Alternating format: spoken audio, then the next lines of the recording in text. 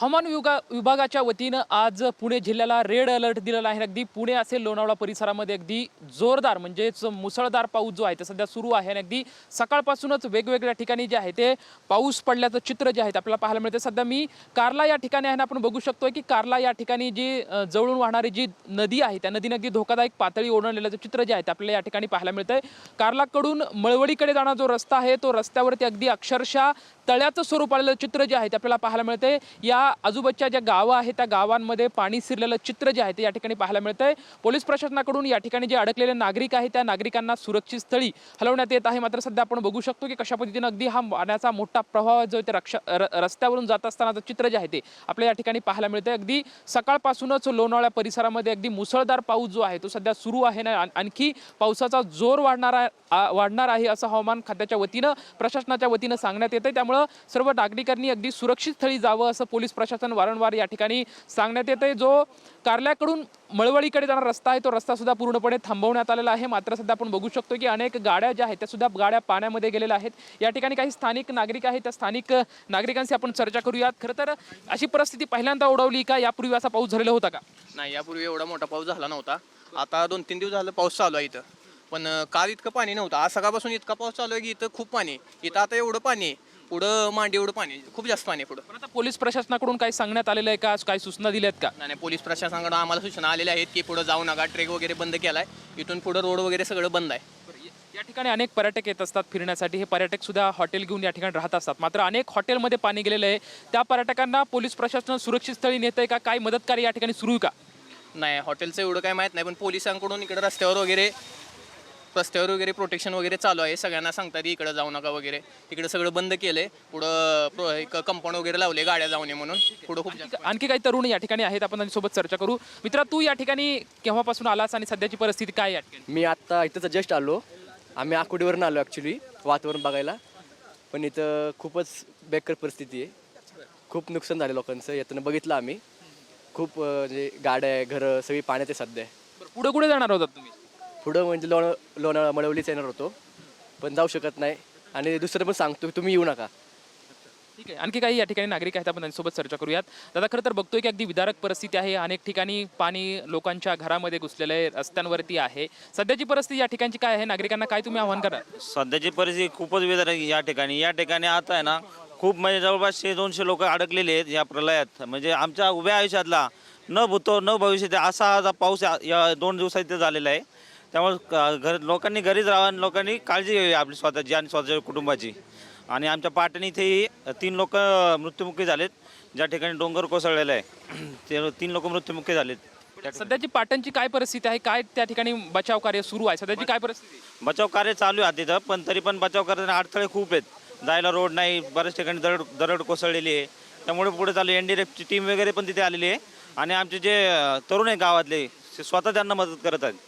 पाटणकडे जाणारा जनसंपर्क जो आहे तो सध्या तुटलेला बघू शकतो, कारण रस्त्यावरती मोठ्या प्रमाणात पाणी आहे। त्या नदीने अगदी धोकादायक पातळी ओलांडलेली आहे। आता तिथल्या नागरिकांना काय पोलीस प्रशासनाकडून सांगण्यात येत आहे? याबाबत तरी काही कल्पना नाही अजून, कारण की आमचे पण आता कनेक्टिव्हिटी तुटली त्यांच्याशी। त्यामुळे काही तर नेटवर्क पण नाही, येण्या जाण्याचा एकच मार्ग आहे। आणि त्याचबरोबर मळवली या ठिकाणी उड्डाणपुलाचं काम चालू आहे, ते पण अर्धवट प्रशासनाने पूर्ण काम केलेलं नाही आहे।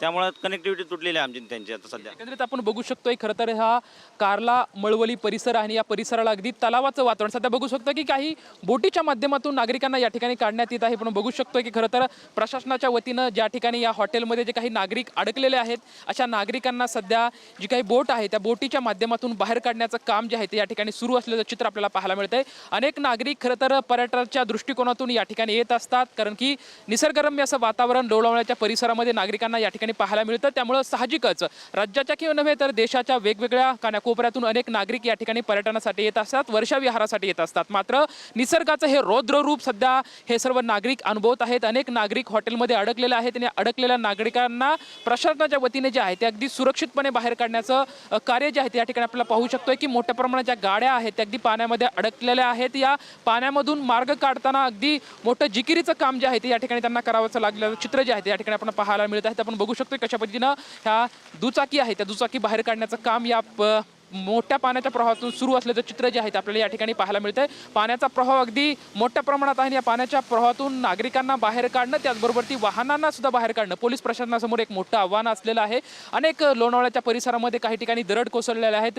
रेल्वे ट्रॅकवरती सुद्धा दरड कोसळल्याचं चित्र आपल्याला या ठिकाणी पाहायला मिळते. सध्या आपण बघू शकतो की दुचाकी बाहेर काढण्याचंच मोठं आव्हान जे आहे ते या ठिकाणी पाहायला मिळते. मात्र या ठिकाणचे जे स्थानिक तरुण आहेत ते स्थानिक तरुण या सर्व नागरिकांना, पर्यटकांना मदत करण्याचं चित्र आपल्याला पाहायला मिळते. मात्र सध्या आपण जे चित्र पाहतोय की या समोर हे एक हॉटेल आहे आणि या हॉटेलमध्ये घुसलेलं हे पाणी आहे. हॉटेलमध्ये जे नागरिक आहेत त्या नागरिकांना बाहेर काढण्यासाठी पोलीस प्रशासन अगदी शर्तीचा प्रयत्न या ठिकाणी करताना आपल्याला पाहायला मिळतंय.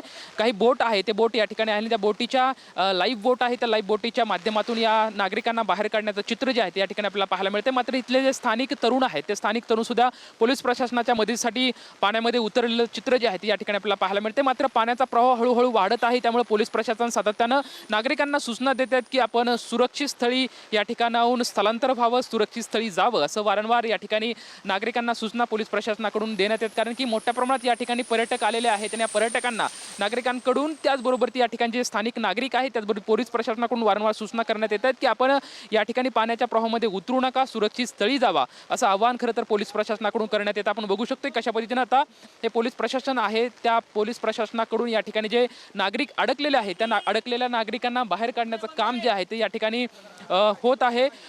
काही जे नागरिक हॉटेलमध्ये अडकलेले आहेत त्या अडकलेल्या नागरिकांना बाहेर काढण्याचं काम सुद्धा पोलीस प्रशासनाकडून करत आहेत. वारंवार खरं तर पावसाचा जोर वाढतोय, पावसाचा जोर वाढल्याबरोबर पाण्याचा जोर सुद्धा वाढत आहे, त्यामुळे आणखी सुद्धा ही नदी जी आहे ती धोक्याची पातळी ओलांडू शकते. आपण बघू शकतो की खरं तर हे दोन तरुण जे आहेत सध्या आपल्या जे काही हॉटेलमध्ये नागरिक अडकलेले आहेत त्या नागरिकांना काढण्यासाठी बाहेर आतमध्ये चाललेले आहेत. आपण बघू शकतो की अक्षरशः हे तरुण जे आहे ते बघू शकतो की पाण्यात कितीपर्यंत खोल गेलेले आहेत. अगदी खूप मोठा पाण्याचा प्रवाह आहे. या आतमध्ये जे हॉटेल आहे त्या हॉटेलमध्ये नागरिक अडकलेले आहेत आणि या अडकलेल्या नागरिकांना बाहेर काढण्याचं काम जे आहे ते या ठिकाणाहून होत आहे. आपण बघू शकतो की अडकलेला जे नागरिक आहेत त्या नागरिक हळूहळू बाहेर येतात. मात्र जे स्थानिक तरुण आहेत ते स्थानिक तरुण सध्या ह्या नागरिकांना बाहेर काढण्याचं काम जे आहे ते या ठिकाणी करत आहेत. अगदी हॉटेलचं जे प्रवेशद्वार आहे त्या प्रवेशद्वाराच्या समोर जे आहे ते या ठिकाणी नागरिक त्यांना आवाहन करतायत की आपण बाहेर यावं. खरं तर बघू शकतोय की अतिशय धोकादायक स्थिती या ठिकाणी आहे.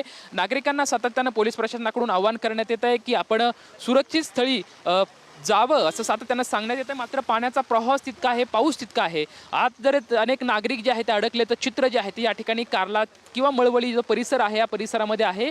अक्षरशः लोकांच्या घरामध्ये हॉटेलमध्ये पाणी गेलेलं चित्र आहे. आपण सध्या बघू शकतो की नील सागर रेसिडेन्सीचा एरिया आहे आणि या एरियामध्ये अनेक नागरिक खरं तर घरामध्ये अडकलेले आहेत आणि या अडकलेल्या नागरिकांना बाहेर काढण्याचं काम इथले स्थानिक तरुण असतील किंवा पोलीस प्रशासन असेल या पोलीस प्रशासनाच्या वतीने या ठिकाणी करण्यात येतं. आपण बघू शकतो की कशा पद्धतीनं अगदी हे तरुण जे आहेत सध्या पाण्यामध्ये उतरलेले आहेत. अक्षरशः त्यांच्या आपण बघू शकतो की अगदी गळ्या इतकं पाणी जे आहे या ठिकाणी दिसतंय की आपल्याला पुढून समोरून दोन तरुण जे आहेत ते येत आहेत आणि त्या तरुणांना बाहेर काढण्यासाठी हे तरुण जे आहेत ते पाण्यात उतरलेले आहेत.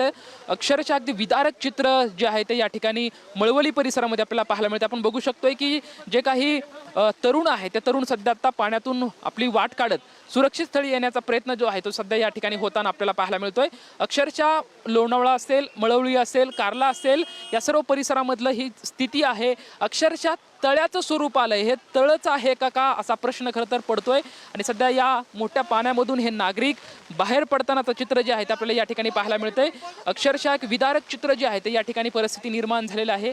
हे सर्व तरुण आहेत ते पाण्यामध्ये अडकलेले होते आणि या अडकलेल्या पाण्यामधून बाहेर पडतानाचं चित्र जे आहे ते आपल्याला या ठिकाणी पाहायला मिळते. अगदी विदारक चित्र. समोरच काही पोलीस प्रशासनाचे बांधव आहेत. पोलीस प्रशासन सुद्धा अगदी अलर्ट मोडवरती आहे. ज्या ज्या ठिकाणी नागरिक अडकलेले आहेत अशा अडकलेल्या नागरिकांना पोलीस जे आहे ते बाहेर काढण्याचा प्रयत्न करतायत. त्याचबरोबर ती अडकलेल्या नागरिकांना अगदी सुरक्षित राहावा असं आव्हान सुद्धा करणारा आपल्याला सुद्धा पाहायला मिळतंय.